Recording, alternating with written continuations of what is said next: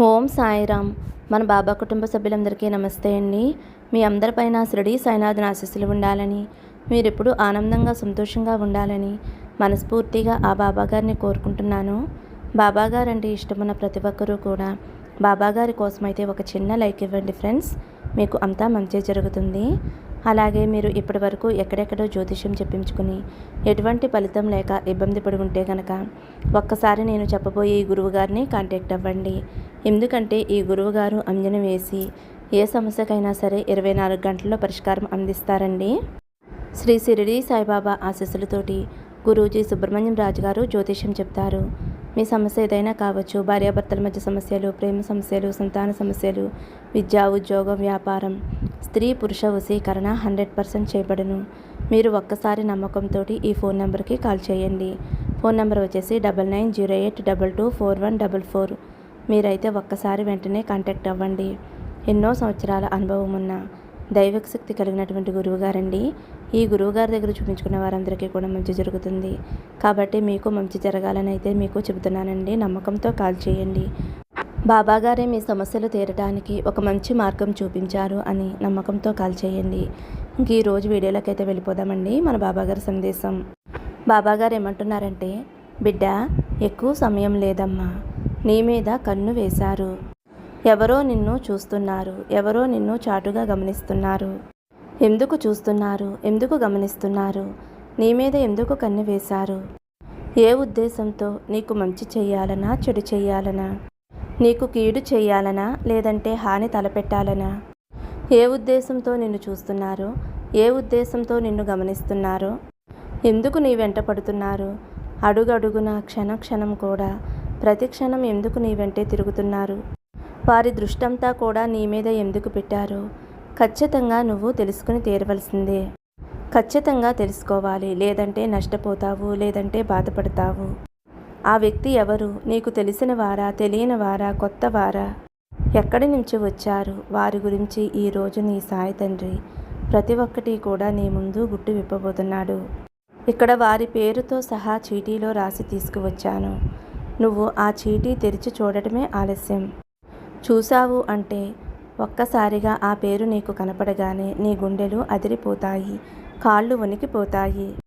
ఎందుకు అసలు నా జీవితంలో ఇలా చేస్తున్నారు అని నువ్వు నిలదీసి నిగ్గదీ బిడ్డ. ఇంకా సమయం లేదు తల్లి, జాగ్రత్త పడు అని అయితే మన బాబాగారు ఒక నిగూఢ అర్థం ఉన్న సందేశంతో, ఒక హెచ్చరికతో కూడిన సందేశంతో మన ముందుకైతే వచ్చారండి. మరి మన బాబాగారు ఎందుకు ఇలా చెబుతున్నారో విషయం అయితే ఖచ్చితంగా మనం తెలుసుకుని తీరవలసిందేనండి. ఎందుకంటే ఇంతమంది సాయి భక్తులు ఉండగా ఇది మీ కంట పడింది అంటే, మీ చెవిన పడింది అంటే మీకు కాక మరెవరికి? అలా మీ కంట పడిన క్షణం మీరు నిర్లక్ష్యం చేయకండి, పక్కకి తోసివేయకండి. ఎందుకంటే ఈ వీడియోని స్కిప్ చేసినా, పక్కకి తోసేసిన బాబాగారిని అవమానించినట్లుగా అవుతుంది. బాబాగారు మీకు ఏం చెప్పబోతున్నారో మీరు తెలుసుకోలేరు. జీవితంలో చాలా నష్టపోతారు. కాబట్టి వీడియోని చివరి వరకు చూడండి. అప్పుడే మీ జీవితానికి ఒక మంచి అర్థం వచ్చే సందేశం అయితే బాబాగారు మీకు చెప్పబోతారు.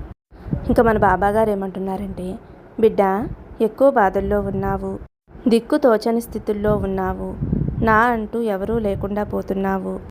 పలకరించేవారు లేకుండా పోతున్నారు. కన్నీరు తుడిచేవారు లేకుండా పోతున్నారు. కష్టాలు పెరిగిపోతూ ఉన్నాయి. బాధలు పెరిగిపోతూ ఉన్నాయి.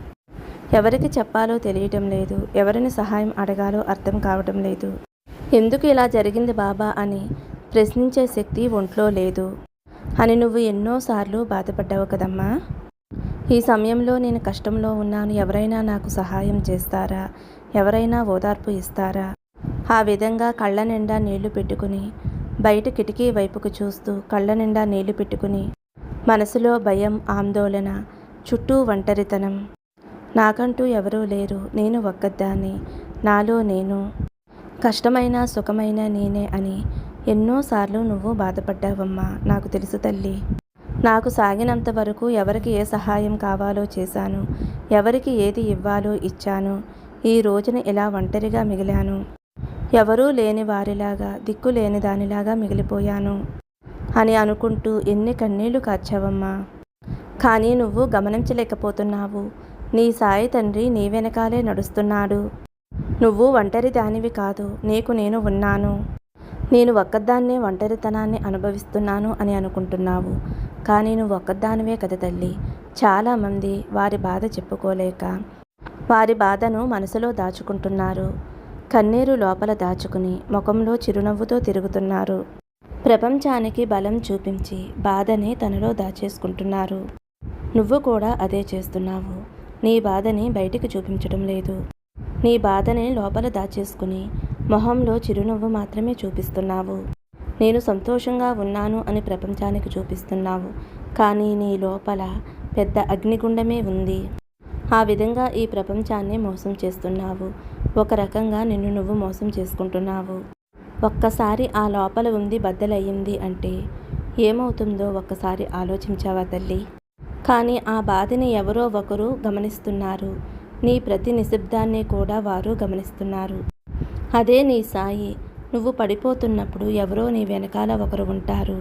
పైకి లేపటానికి నీ సాయి ఉంటున్నాడు. కానీ నీకు ఆ విషయం తెలియదు తల్లి. కానీ నీ ఆత్మ దానిని గుర్తిస్తుంది. ఎప్పుడైనా నా కోసం ఒకరు ఉన్నారు అని నీకు అనిపించిందా? ఎప్పుడైనా నీ మనసు ప్రశాంతంగా అనిపించిందా? అన్నీ కూడా సరవుతాయి అని నీ మనసుకి అనిపించిందా? అది యాదృచ్ఛికం కాదు. ఊరికే జరగలేదు. సాయి నీకు ఇచ్చిన ఒక సంకేతం, ప్రేమభరితమైన చప్పుడి. బిడ్డా, నేను ఇక్కడే ఉన్నాను, భయపడకు అని నీకు సాయి చెబుతున్నా. ఒక భరోసా. నువ్వు అనుకుంటూ ఉంటావు, ఎందుకు బాబా నాకే ఇన్ని బాధలు, ఎందుకు నాకే ఇన్ని కష్టాలు అని అనుకుంటావు.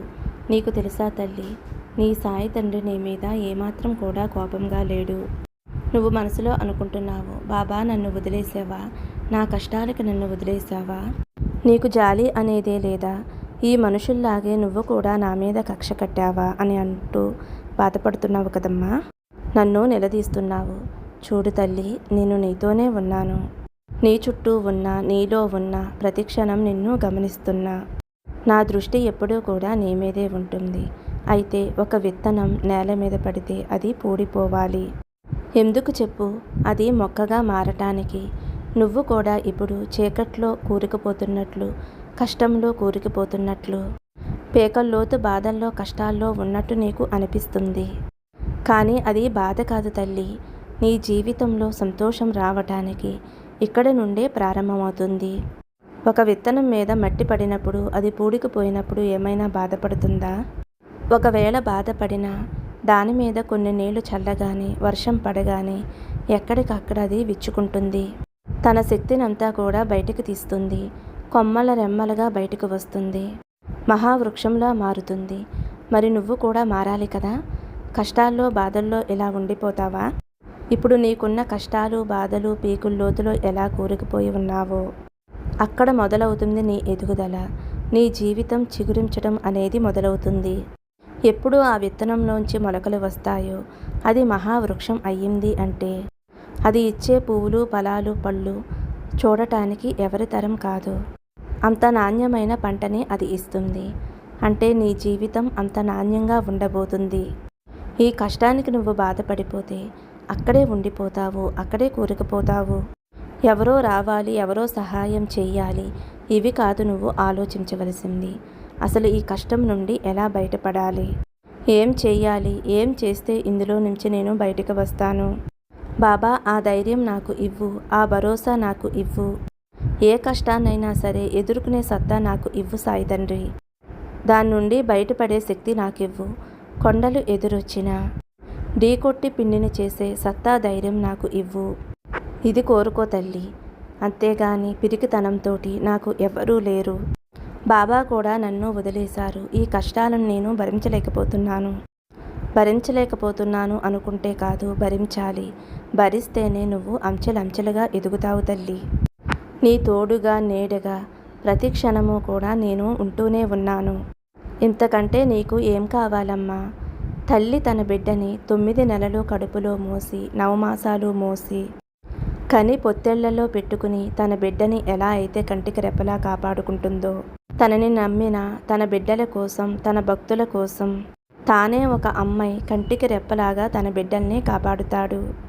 ప్రతి క్షణము కూడా మీ చుట్టూనే తిరుగుతాను.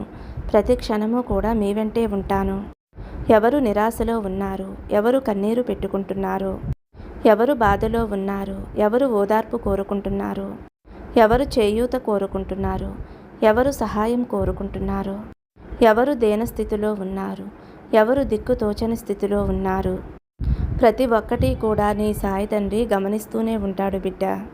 నువ్వు అనుకుంటూ ఉంటావు, నువ్వే కాదు చాలామంది అనుకుంటారు, సాయి తండ్రి ఇవన్నీ చూస్తున్నాడా?